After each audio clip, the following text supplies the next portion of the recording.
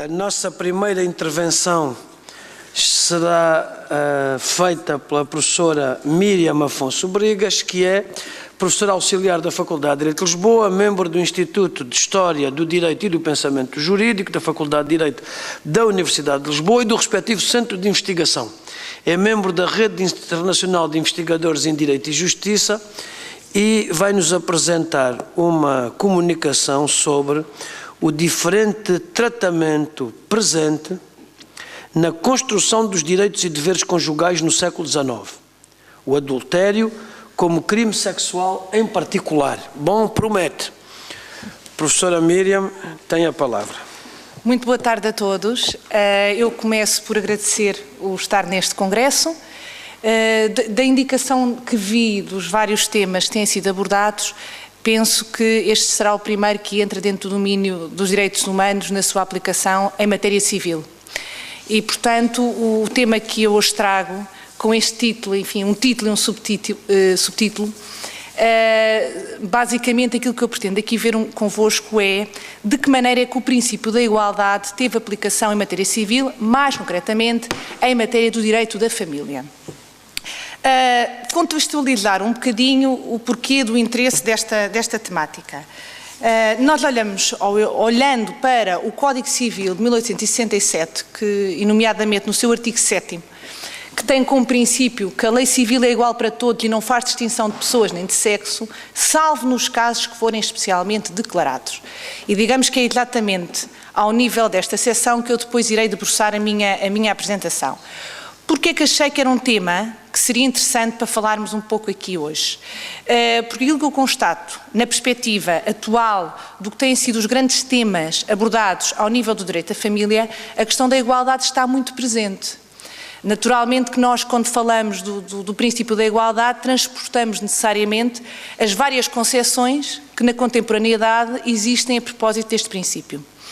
De qualquer maneira, se pensarmos, por exemplo, nas matérias relativas à não discriminação dos filhos nascidos fora do casamento, à questão da não discriminação, por exemplo, dos filhos que surgem por recurso a técnicas de procriação medicamente assistida, e, portanto, não poder haver discriminação desses filhos relativamente aos outros filhos. A questão da equiparação ou da procura de alguma igualização, direi eu, relativamente ao casamento e situações como seja a união de facto. Permite-nos concluir que esta preocupação em tratar de alguma forma igual aquilo que tem uma realidade ou um substrato jurídico igual é uma preocupação atual. E eu direi que esta preocupação que eu encontro no Código Civil, já veremos que é uma preocupação muito mais ao nível das intenções do que a realidade, pelo menos no direito da família é assim. Vemos que, eu estava-vos a dar exemplos ainda há pouco relativamente à atualidade, mas se pensarmos na história do direito da família, eu direi que a muitos níveis podemos dizer que é uma história que procura a igualização de regimes. E estou a pensar, por exemplo, nas matérias reportadas à legislação de 1910, a quando da implantação da República, concretamente a matéria, por exemplo, da não discriminação entre filhos legítimos e filhos ilegítimos, e a procura de, ao nível do casamento, igualizar de alguma maneira as causas que poderiam ser invocadas para a separação e para o divórcio, na perspectiva dos cônjuges. Portanto, isto só para dizer que me parece ser um tema que tem atualidade, que continua a merecer alguma contestação, como é normal, nestes temas ligados às temáticas da família, e essa é, digamos, a razão primeira pela qual eu achei que o tema poderia ter interesse para abordarmos um bocadinho aqui. Aliás, recordando um autor que é um autor muito citado, Jean Carbonnier, no período pós-Segunda Guerra Mundial, é um estudioso da sociologia do direito e que tem feito muito estudo ao nível do direito da família. Encontramos, ele diz muitas vezes que o direito da família é um non droit, é um direito que só intervém quando, autonomamente e do ponto de vista, ou na perspectiva dos sujeitos intervenientes, não o autorregulam. E diz mais, diz também que essa regulação surge muitas vezes com a preocupação de criar uma igualização de regimes. E, portanto, este é o pano de fundo que justifica a temática que hoje vos trago. Como estão a ver no PowerPoint, trago-vos concretamente o artigo 7º e os projetos apresentados pelo autor do Código quando esta temática foi discutida, e dizer-vos desde já que este foi, daquilo que eu pude constatar e daquilo que eu fui vendo, tanto da parte do autor do Código, como da parte dos censores ao projeto de Código, como da parte ou da perspectiva dos civilistas que comentaram os projetos de Código, é uma temática que não causa grande discussão. Isto é, o artigo 7º que aqui vos trago, a questão da igualdade ao nível da lei civil, fazendo expressa referência à impossibilidade de não distinção de pessoas nem de sexo, é um tema em que, de forma recorrente, eu encontro a justificação para este princípio e ela é feita sistematicamente com base na ideia de que isto é um princípio que decorre da própria lei constitucional. E, portanto, tanto na Constituição de 22, na Carta Constitucional de 26, nos atos adicionais, a ideia que é sempre repetida é esta ideia de igualdade. A questão é que, relativamente, na sequência, aliás, do princípio estabelecido, inclusive na própria Declaração Universal dos Direitos do Homem, a questão é que esta exceção, que a parte final do artigo 7º abre, salvo nos casos expressamente previstos neste Código, todos os autores genericamente referem-se à questão das matérias da família. E esta é a abertura que, de alguma forma, é justificada como não colidindo com o próprio princípio da igualdade. Razões possivelmente evocadas para esta exceção. E estou-me a reportar nomeadamente, e é aqui que eu entro a fundo com a temática que vos trago hoje, a questão dos deveres conjugais, a questão do casamento e a questão daquilo que, concretamente, ao nível de uma instituição relativa às causas invocadas para a separação, a questão do adultério, que fazia diferença consoante o adultério era do marido, ou consoante o adultério, portanto, do homem, ou o adultério era da mulher. Razões possíveis que justificam esta positivação da igualdade, para depois logo dizer que, em determinados casos, destaquei o exemplo do casamento, esta aparente desigualdade aos nossos olhos de hoje em dia poderia ter sentido. A razão, por exemplo, que é dita, e cito Dias Ferreira, por exemplo, um comentador de referência do Código Civil anotado, diz expressamente que essa diferença, a razão de ser desta diferença, se funda no facto de estarmos perante diferentes circunstâncias. É exatamente assim que Dias Ferreira comenta. E as diferentes circunstâncias significa que temos que tratar igual aquilo que merece, de facto, um tratamento de igualdade e tratar diferente o que merece um tratamento diferente. O casamento em si justifica, por si só, ao nível dos efeitos que produz nas relações entre os cônjuges, este diferente tratamento, respectivamente, do marido e da mulher. Tanto o autor do Código como alguns dos principais comentadores sintam a necessidade de dizer que não há nunca uma situação de incapacidade. Quase nos faz pensar que ela, de facto, até poderia existir. Como digo, e como podem ver aqui nesta referência que vos faço, é dito expressamente a restrição que aparece no exercício da capacidade civil feminina é determinada não pela incapacidade da pessoa, mas pelas conveniências da unidade do governo da família em consequência da natureza das relações jurídicas patrimoniais. E eu direi que aqui este regime fortemente restritivo em matéria de direitos e deveres para a mulher, e enfatizo o estar a falar da mulher casada, até porque se falarmos da mulher solteira, que é, enfim, uma figura praticamente esquecida no Código Civil, não só no Código Civil, as próprias ordenações não falavam muito dela, a não ser quando tinha comportamentos menos próprios, mas isto ausente da existência de um casamento.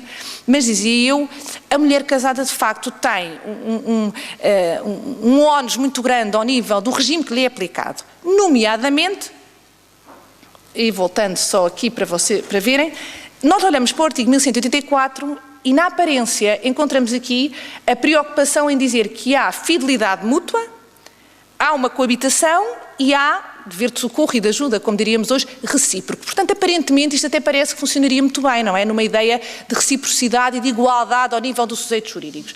O que acontece é que a seguir temos um artigo 1185 que marca aquilo que o próprio autor, e se abre a dilo expressamente, justifica esta separação de águas naquilo que deve ser a atuação do marido e a atuação da mulher, porque se diz que ao marido incumbe especialmente a obrigação de proteger e defender a pessoa e os bens da mulher e a esta a de prestar obediência ao marido. Não o próprio autor do Código, mas vários comentadores ao nível civil dizem expressamente que comparam um bocadinho a figura do casamento com a própria figura do chefe de Estado e tal como uma comunidade precisa ter um dirigente que oriente, e que permita caminhar para um objetivo final, digamos assim. São muitas as justificações que invocam que enfim, a natureza da mulher é uma natureza, eu não queria dizer leviana, mas é basicamente isto que é dito várias vezes, a mulher é dada ao devaneio e, portanto, precisa de alguma orientação que auxilie essa tomada de direção. Isto é muito engraçado de ver. E eu estou a usar um eufemismo, não é? Naturalmente, quando digo engraçado. Isto é muito engraçado de se ver porque existem manifestações concretas disto. Isto é, a grande preocupação e as grandes restrições aplicáveis à mulher casada relacionam-se diretamente com a questão da administração patrimonial. E, portanto, todos os atos que impliquem a alienação de património são atos relativamente aos quais a mulher está fortemente restringida na sua atuação, apenas podendo fazê-lo em situações muito pontuais, mediante aquilo que se designa a autorização marital. Enfim, o termo por si só é curioso, num regime que diz que a mulher não é incapaz. Exceção feita, em que situações é que a mulher não precisaria deste tipo de autorização? Enfim, o direito romano aqui já nos ensina muito, não é? Ao nível da situação da mulher comerciante, a própria atividade comercial justificava que esse regime não lhe fosse aplicada, e nas causas em que está a litigar contra o marido. Enfim, é de bom senso, senso comum que assim fosse, não é? Pronto. De qualquer maneira, é também muito curioso que se diga que, e o legislador admitisse, que em várias situações o marido pode afastar, ou pode, dito de outra maneira, pode recusar dar essa autorização. E o legislador presume muitas vezes que isso acontece porque o marido, invocando o dito temor reverencial que a mulher tem sobre ele, não são palavras minhas, são palavras do autor do Código, dilo várias vezes, pode muitas vezes não dar autorização, como, enfim, não vou dizer como uma birra, mas como uma questão de afirmação de ser ele a praticar os atos, nomeadamente aqueles que há pouco eu vos dizia que tinham a ver com a administração patrimonial. Ora bem, outro autor, Borges Carneiro, um autor incontestável nestas matérias, que aliás deixo à vossa distração o que é que ele diz sobre a diferença entre os homens e as mulheres, novamente a necessidade de justificar que não há aqui um regime de incapacidade, como ainda há pouco eu dizia. Ora bem, e terminando, porque eu sei que já estou quase no limite do meu tempo, existe uma situação, existiam muitas situações que eu podia aqui referir como demonstração desta situação de desigualdade aos nossos olhos na atualidade, mas trazia-vos esta, a propósito da questão do adultério. O Código Civil tipifica o adultério por si só como causa imediata de separação e o do marido, reparem, com escândalo público, completo desamparo da mulher ou com concubina tida e mantida no domicílio conjugal. Há uma explicação para isto. E a explicação para este facto prende-se muito, essencialmente com dois fatores. Por um lado, a questão da honra da família, que neste caso era a honra do marido e que afetava toda a estrutura familiar, e por outro lado o receio que havia relativamente ao adultério da mulher, que poderia fazer funcionar a presunção de paternidade e que era naturalmente o maior receio, digamos, do legislador. Trazíamos aqui a correspondente norma do ponto de vista da reprovação ao nível penal do adultério, dizer que isto é um grande avanço relativamente ao que as ordenações estabeleciam, porque as ordenações filipinas, por exemplo, não combinavam nenhuma, portanto, sanção para o marido que matava a mulher adúltera. Aliás, dizia mais, e que o marido tinha direito, caso, portanto, havendo falecimento da mesma, a apropriar-se dos bens como se tivesse havido justiça feita. E penso, portanto, isto é um avanço relativamente portanto, às ordenações. Para finalizar, enfim, aqui uma posição, enfim, uma argumentação de Vicente Ferrer Neto Paiva, na linha do que eu vos dizia, e que de alguma forma nos demonstra que este perigo da ficção de paternidade, que ainda hoje funciona, aliás há autores que dizem que não deixa de ser curioso que tantos anos de história e de influência e de tradição católica permitam ainda hoje termos a necessidade de ter uma norma como a norma, enfim, que ainda hoje vigora no nosso Código Civil, da ficção e do pressuposto da paternidade, portanto o pai sendo o marido da mãe. Muito obrigada.